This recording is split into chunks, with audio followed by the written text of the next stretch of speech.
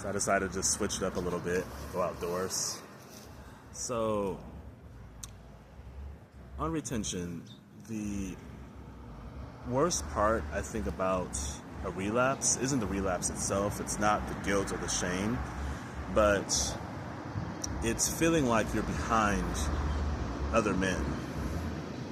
It's feeling like you just don't measure up to other men, which is pretty wild because, I mean, if I had to make a guess of how many men are on retention, I would say it's maybe like 0.5%. So it's a very small community, although it's growing. It's still like less than 1%. But even within this community, we still don't feel like we measure up. We're still, it's this comparison trap. I remember in my community, when the community first started, we had this emoji system. And it was like a symbol of prestige or status if you hit a certain amount of streaks. So let's say you hit 30 days, you get a fire emoji. If you hit 6 months, you get a third eye emoji. If you hit a year, you get a crown emoji. It was just a symbol of status. So at the time, we didn't realize it, but at least I didn't realize it, but it was intended to just kind of motivate us to go on higher streaks. We were so focused on getting a high streak, getting to 30 days, to 60 days, 90 days. We were just focused on the streak itself. But we ended up comparing ourselves, and I think I noticed this a lot more like after relapse. It's like, oh my God, I can't relapse, or I'm not gonna measure up to all the other men. I'm gonna be behind. So it's there are times when I'm just like, oh, I'm feeling guilty or shameful, but I think it's just the feeling that we're behind. And I think that's why, and I'm not the only one who's gone through this, but after a relapse, I used to isolate myself from the group, or just isolate myself in general. And a lot of other retainers have done this as well. Like, I noticed, like, when they would stop engaging in the group, or they would go quiet for a week or two, it would usually happen right after a relapse, when I finished talking to them. Or they were too ashamed to admit that they had relapsed. They didn't feel good enough. I remember there was this one comment someone had made in the group. I think it was somewhere along the lines of, oh, if you haven't retained for 90 days, then you really shouldn't even be a part of this conversation. And I was just kind of like, okay. Not that I haven't hit 90 days before, but at the time, I think I was just on a low streak. So, but I think that was just his way of like trying to hold us accountable. Because it is a group on it was a Semen retention. So, yeah, it's these feelings of like low self-worth, and there's other feelings that kind of come with it. Like, I remember, it's too noisy out here. I remember like very early on in my SR journey, after a relapse, I remember, and this is probably after relapsing multiple times, I remember just being in a really like depressing mood, and it lasted like a good 3 or 4 days. I don't know if it's because of like the relapse. Like, I don't go through that anymore, but I remember a few of us were going through that.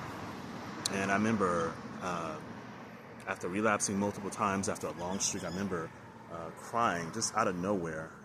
It just seemed like so random, and I don't know where it kind of came from, but I think it's just this. I think it's these feelings. It was like a purging of like the deep-rooted shame and all these other lower emotions. They were just like a purging. It would just come up after a relapse. Not after once, but I noticed more so after relapsing like multiple times within the same day or the same week. I remember after relapse, one of my friends had tried to message me, and I respectfully told him, you know what, I'm not like in the mood to really socialize. I just wasn't in the right headspace. And I think he understood. But a lot of us are like that. A lot of retainers I talk to, they they just disengage like for weeks, and they experience like some extremely low emotions. So I don't know if it's just the shame or if the guilt, but I think it also has to do with the comparison, feeling like you're behind, feeling like because you didn't hit a certain streak, or you don't. If you see another retainer and he has successfully retained for 90 days or 6 months, and you've only hit like 2 weeks, you don't feel like you're good enough. That's just wild. And that's not even the point of retention. That's not why I started it. I started it because I wanted to stop watching hours of porn. I was tired of just getting up in the morning and going straight to the devices, the scrolling and all this stuff. That's why I did it. I don't feel this is not the point of retention. It's not to measure ourselves up against other men. Yes, it's good to have other men in your community, in your corner that you can talk to about it. But the point of it is shouldn't be to compare each other's streaks. I think it's one thing to hold each other accountable and be like, okay, you know what, you probably shouldn't be doing that. You shouldn't be scrolling, you shouldn't be watching porn. It's one thing to hold each other accountable, but we don't shame each other for not hitting 30 days or 60 days. We just try to encourage and motivate each other and help each other get into the right mindset about it, which is, you don't quit just because you had a relapse.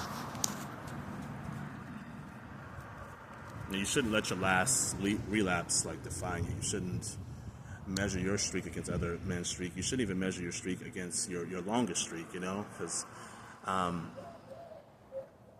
you can kind of become your own critic when you say, oh, I can't get to 90 days anymore. I fall into that trap sometimes. But it's just, you just kind of have to keep going on this journey, I think the hardest decision was just making the decision to get on the journey to begin with. This is not easy. It's not a walk in the park. So you shouldn't beat yourself over the head if you had a relapse. I've relapsed many times on this journey, and I don't experience the same levels of shame and guilt, and I don't do as much comparison as I used to. Because again, this is probably the hardest thing you'll ever do, and it requires an extreme amount of discipline. So just be proud of yourself that you even made the decision to get on this journey, because not many men are on this. That's the hardest part.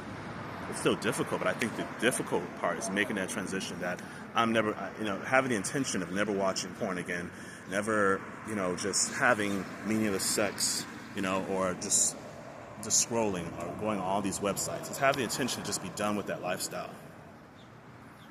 and actually do something with this energy. And so I think that's a much better mindset to get into instead of just comparing yourself to other men. Just do it for yourself. And if you relapse, just keep back on. Just get back on the horse and just keep going.